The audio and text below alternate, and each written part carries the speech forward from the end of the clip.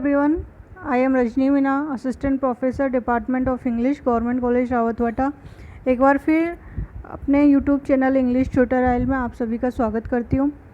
पिछले वीडियो में हमने WBEDS की अर्ली लाइफ के बारे में पढ़ा था। आज हम उनकी लाइफ में मैडगॉन की क्या भूमिका थी और उनके पॉलिटिक्स में क्या रोल था, इस डेथ के बारे में पढ़ेंगे। Let's start. Madgon's role in Yeats' life.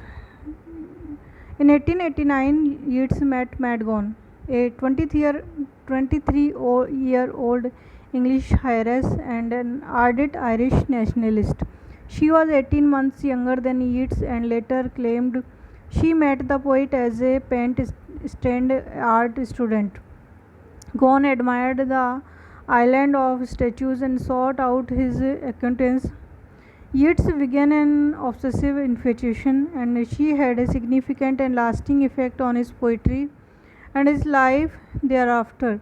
In later years, he admitted, "It seems to me that she brought into my life those days, for as yet I saw only what lay upon the surface, the middle of tint, a sound as of a burnish gong on ever powering tumult that had yet many pleasant secondary notes." Yeats' love was unrequited, in part due to his reluctance to participate in her nationalist activism. In 1891, he visited Gon in Ireland and proposed marriage, but he was rejected.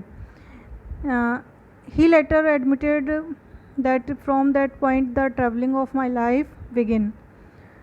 Yeats proposed to Gon 3 more times in 1899, 900, 901. She refused each proposal, and in 1903, to his dismay, married the Irish nationalist Major John MacBride. His only other love affair during this period was with Olivia Shakespeare, whom he first met in 1894 and parted from in 1897. Yeats' friendship with Gon ended yet in Paris in 1908. They finally consummated their relationship. The long years of fidelity rewarded at last was how another of his lovers described the event. Yeats was less sentimental and later remarked that tragedy of sexual intercourse is the perpetual virginity of the soul. In 1896, Yeats was introduced to Lady Gregory by their mutual friend Edward Martyn. Gregory encouraged Yeats' nationalism and convinced him to continue focusing on writing drama.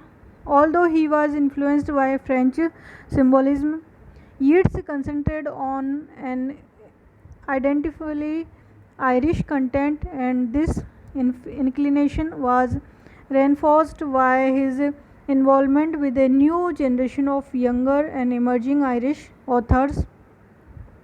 Together with Lady Gregory, Martyn and other writers including J.M. Synge, C. Nosage and Pedex Colum, Yeats was one of those responsible for the establishment of Irish literary revival movement. Apart from these creative writers, much of the impetus for the revival came from the work of scholarly translators who were aiding in the discovery of both the ancient sagas and Asiatic poetry and the more recent folk song tradition in Irish. One of the most significant of these was Douglas Hyde, later the first president of Ireland, whose love songs of Comanche was widely admired. Abbey Theatre. In 1899, Yeats, Lady Gregory, Edward Martyn and George Moore began the Irish Literary Theatre to present Irish plays. The ideals of the Abbe was derived from the avant-garde French theatre, which sought to express the ascendancy of the playwright rather than the French theatre actor manager. The group's manifesto, which Yeats wrote, declared, "We hope to find in Ireland an uncorrupted and imaginative audience trained to listen by its passion for oratory, and that freedom to experiment which is not found in the theatres of England, and without which no new movement in art and literature can succeed." The collective survived for about 2 years but not successful, working with two Irish brothers with theatrical experience, William and Frank Fay. Yeats' unpaid yet independently wealthy secretary Annie Horniman and the leading West End actress Florence Farr, the group established the Irish National Theatre Society. Along with Synge, they acquired property in Dublin and on 27 December 1904 opened the Abbey Theatre. Yeats' play, The Kathleen Nee Holothane and the Lady Gregory's Spreading the News were featured on the opening night. Yeats remained involved with the Abbey until his death, both as a member of the board and a prolific playwright. In 1902, he helped set up the Dunamere Press to publish work by writers associated with the revival. This became the Kua Press in 1904, and inspired by the art and craft movement, sought to find work for Irish hands in making of beautiful things.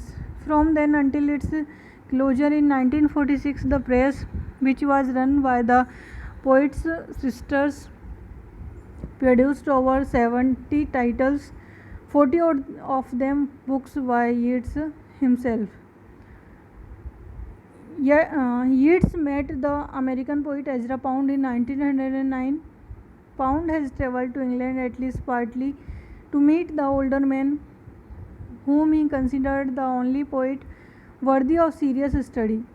From that year until 1916, the two men wintered in the stone cottage at Ashdown Forest, with Pound nominally acting in Yeats' society.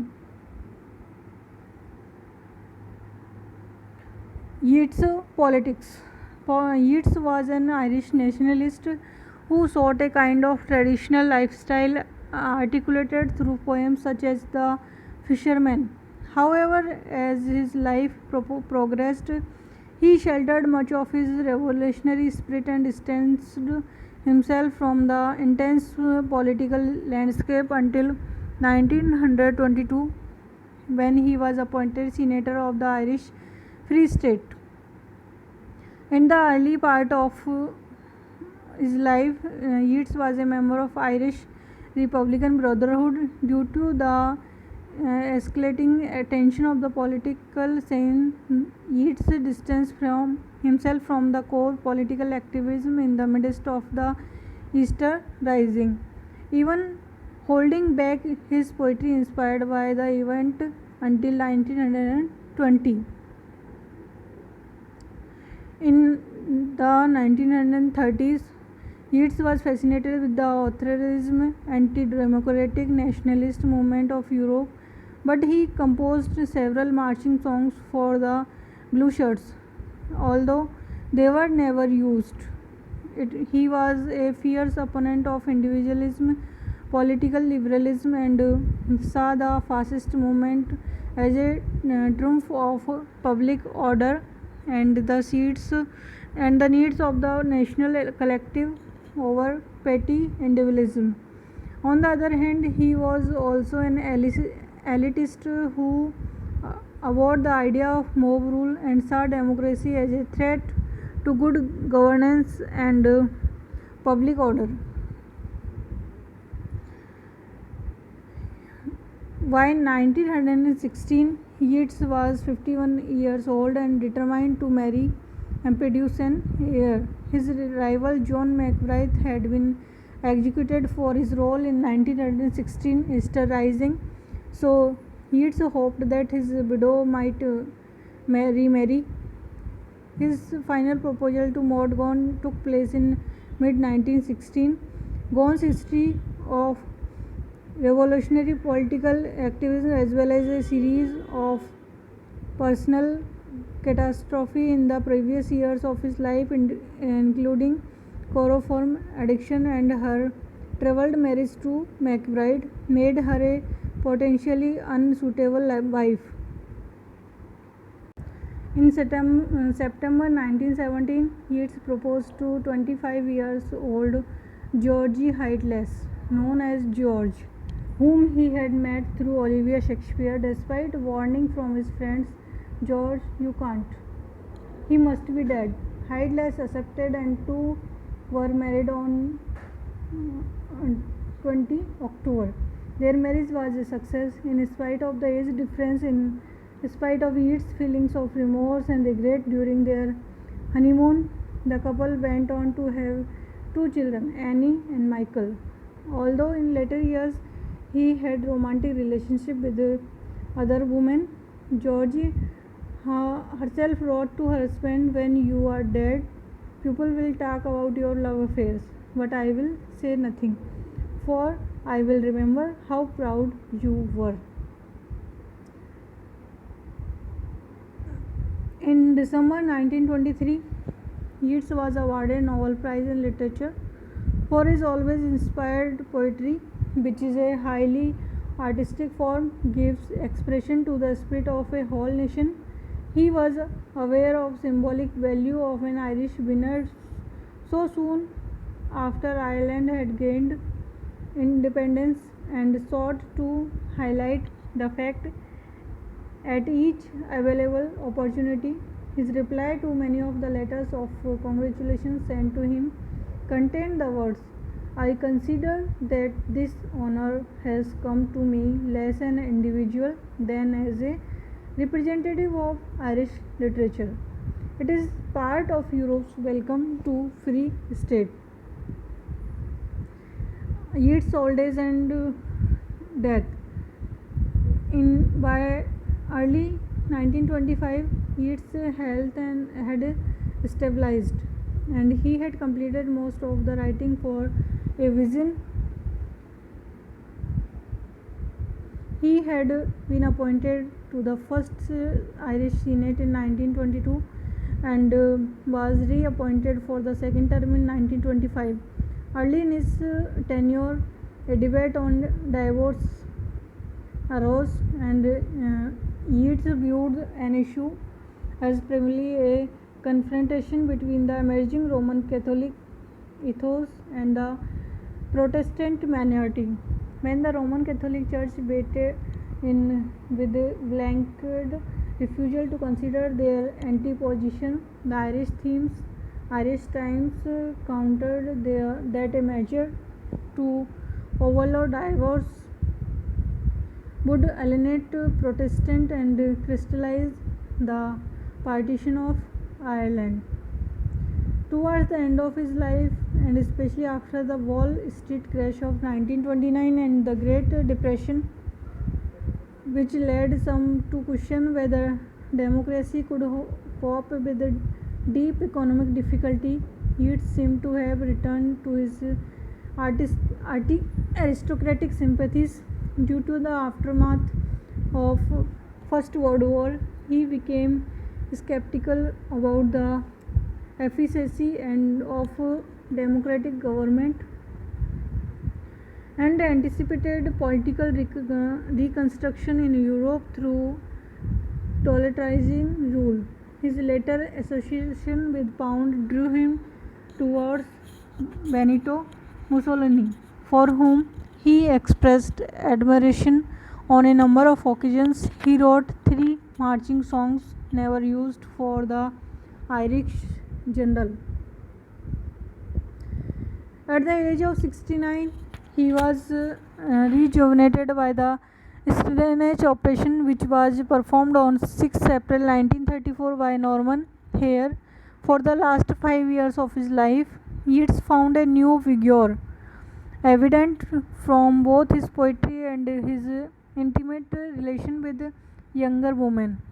During this time, Yeats was involved in a number of romantic affairs with others, and the poet and actress Margot Rudock, and the novelist, journalist, and sexual radical Ethel Menon.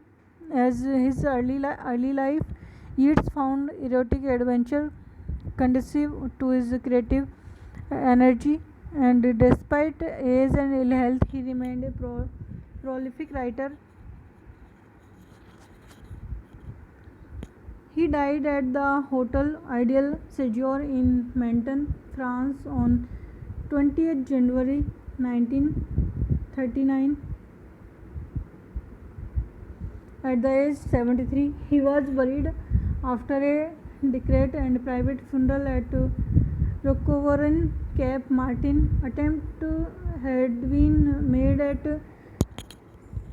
Roquevain to dissuade the family from proceeding with the removal of the remains to Ireland due to uncertainty of their identity. His body had been exhumed and transferred to the ossuary. Yeats and George had often discussed his death, and his expressed wish was that he be buried quickly in France with a minimum of fuss. According to George, his actual words were, "If I die, bury me up there, and then in years' time, when the newspaper has forgotten me, dig me up and plant me in Sligo." In September 1948, Yeats' body was moved to the church of St. Columba's Church, Drumcliff, County Sligo, on the Irish Naval Service. The person in charge of this operation for the Irish government was Sean MacBride, son of Gone Mad MacBride, and the Minister of External Affairs. Yeats' final resting place in the shadow of the Dardry Mountains, County Sligo. His epitaph is taken from the last line of the Under Bulwen, one of his final poems. "Cast a cold eye on life, on death, horsemen pass by." Yeats' style. Yeats is considered one of the key 20th century English language poets. He was a symbolist poet, using elusive imaginary and symbolic structures through his career. He chose words, assembles them so much in addition to particular meaning, they suggest abstract thought that may seem more significant and resonant. His use of symbols is usually something physical that is both itself and a suggestions of others, perhaps immaterial, timeless quantities. Unlike the other modernists who experiment with free verse, Yeats was a master of traditional form. The impact of modernism on his work can be seen in the increasing abandonment of the more conventionally poetic diction of his early works in the favor of the more austere language and more direct approach to his themes with that increasingly characterizes the poetry and the plays of his middle period. Thank you.